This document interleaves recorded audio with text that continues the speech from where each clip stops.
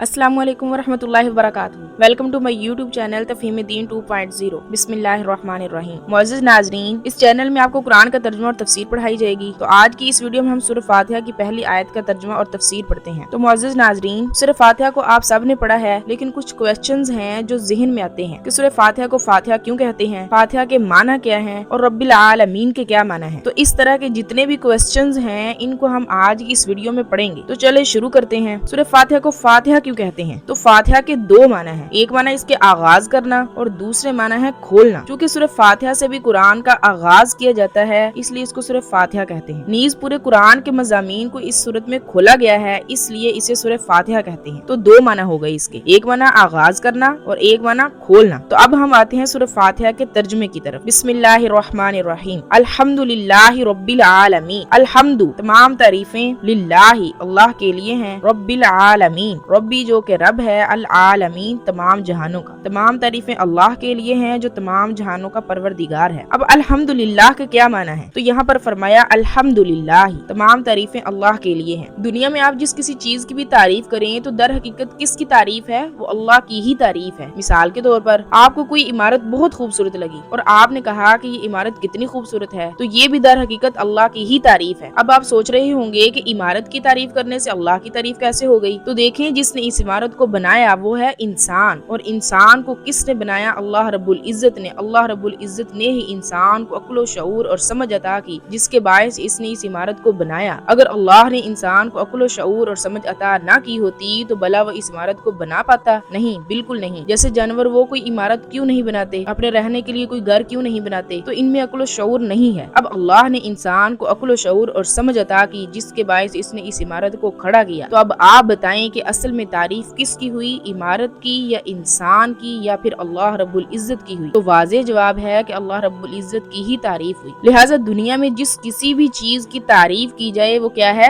अल्लाह ताला की तारीफ है। अब आगे देखें, आगे क्या फरमाया? रब्बिल आलमीन जो तमाम जहानों का परवरदिगार है। तो अब आप देखें यहाँ पर रब फरमाया, तो रब किसे कहते हैं? रब के माना होते हैं पालने वाला। तो अब आप देखें कि अल्लाह ताला इस जहान में मौजूद हर चीज को पालने वाले हैं। कि आपने कभी किसी को भूखे सोते देखा है? हर कोई रात को पेट भर कर सोता है। तो ये है रब की शान, इसे कहते हैं रब। अल आलमीन ये दुनिया एक आलम है, इसके अलावा और पता नहीं कितने आलम है। बाज़ हज़रात ने फरमाया कि आलम 80,000 है। तो देखें इन सब आलमों में कितने जानदार होंगे, उन सबको रिज़्क देने वाला कौन है? अल्लाह ताला। अल्लाह ताला तो अंधेरी रात में काले पत्थर के नीचे काले कीड़े को भी रिज़्क देते हैं। तो रब्बिल आलमीन फरमाया तमाम जहानों का पालने वाला। तो आज के सब का खुलासा क्या हुआ?